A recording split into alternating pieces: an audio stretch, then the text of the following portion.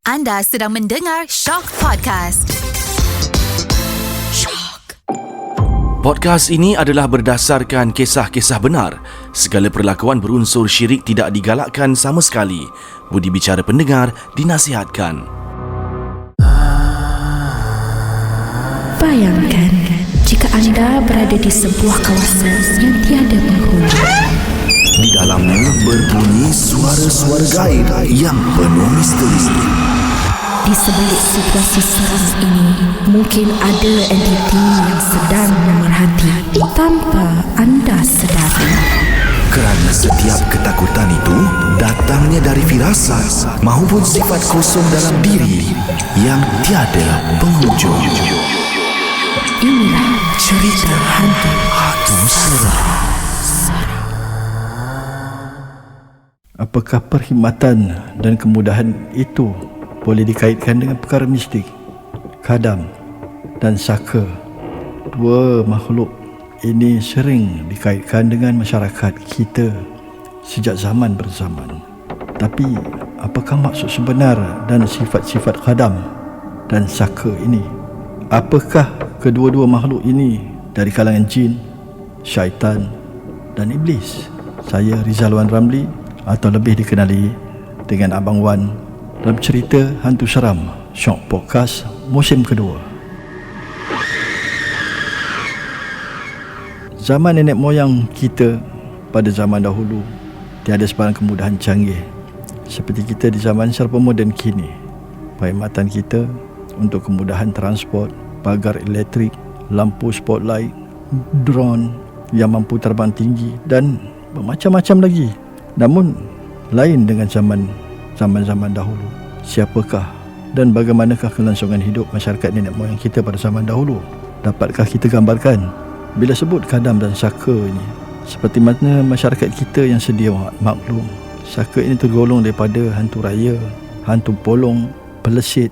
Ada yang menggelarkan sebagai saka harimau, saka ular, saka jin laut dan bermacam-macam lagi jenis saka. Bagaimanakah saka ini dinamakan sinambungan berketurunan? Sebenarnya apa yang kita faham tentang saka ini sepanjang perjalanan hidup kita?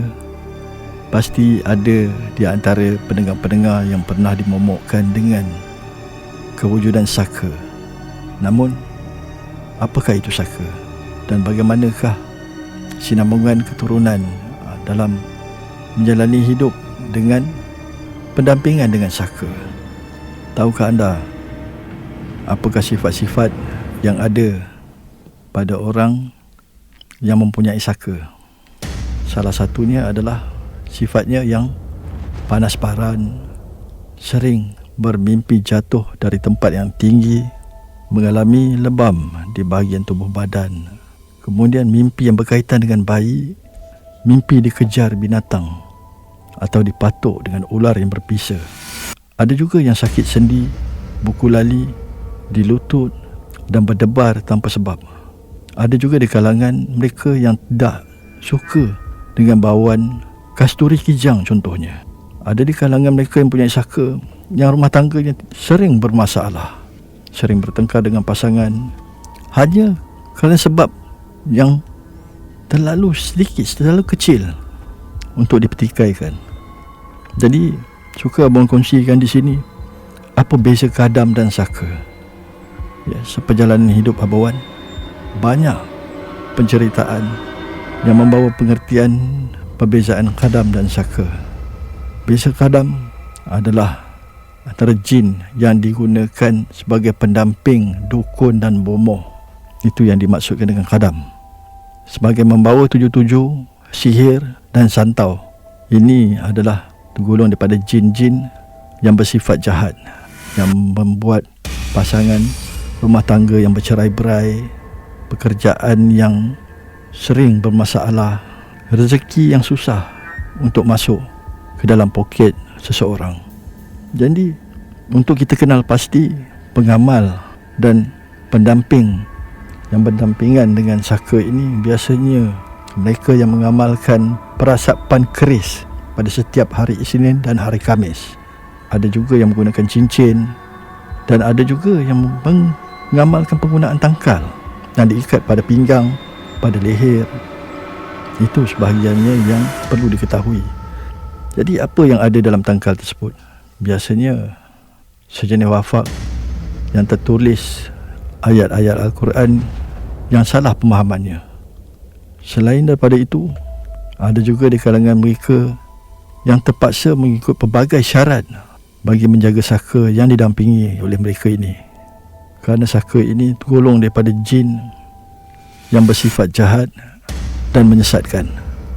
Jadi untuk diketahui tentang saka dan kadam ini pada zaman datuk nenek dan moyang kita dahulu, pada zaman sebelumnya kewujudan sistem televisyen yang canggih berkenderaan seperti zaman sekarang, kadam dan saka ini adalah bertujuan untuk menjaga tanaman-tanaman, tanah, tempat latihan silat dan seumpamanya.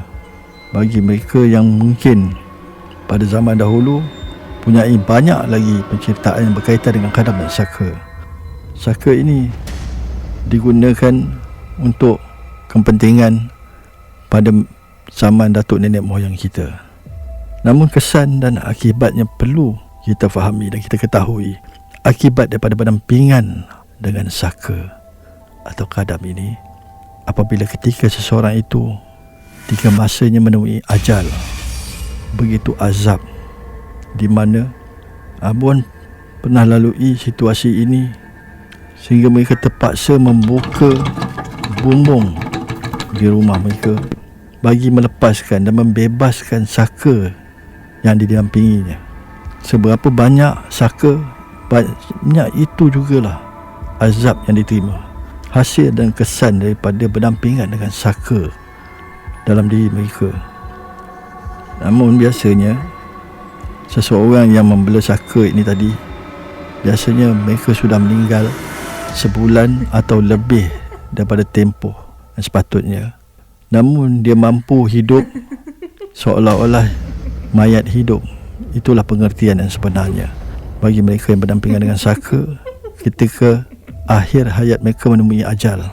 Dan seperkara lagi yang perlu kita ketahui, pada keadaan nazak seseorang itu, dia mampu untuk makan dengan kuantiti dan jumlah makanannya yang luar biasa banyaknya.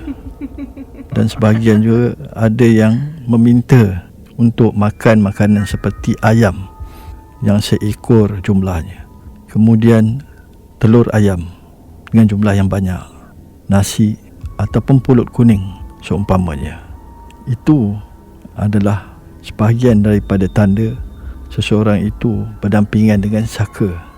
Kerana yang menikmati makanan itu bukanlah individu ataupun manusia yang berdampingan dengan saka, tetapi sebenarnya yang menikmati makanan itu adalah saka ataupun jin yang didampingi oleh seseorang itu. Jadi perlu diingatkan, kerana jin yang didampingi oleh mereka ini adalah terdiri daripada jin wahlan dan juga jin khanzab. Dua jin ini yang membuatkan seseorang itu akan bertindak cara di luar kewarasan, di mana jin wahlan akan menghasut pemikiran seorang itu untuk was-was di dalam setiap langkah solatnya. Kemudian jin al-khanzab akan bertindak menghasut seseorang itu bagi menunda setiap langkah solatnya. Jadi untuk itu suka Abuan kongsikan di sini sebahagian daripada doa-doa sebagai pendinding diri kita, iaitu dengan mengamalkan ayat ruqyah.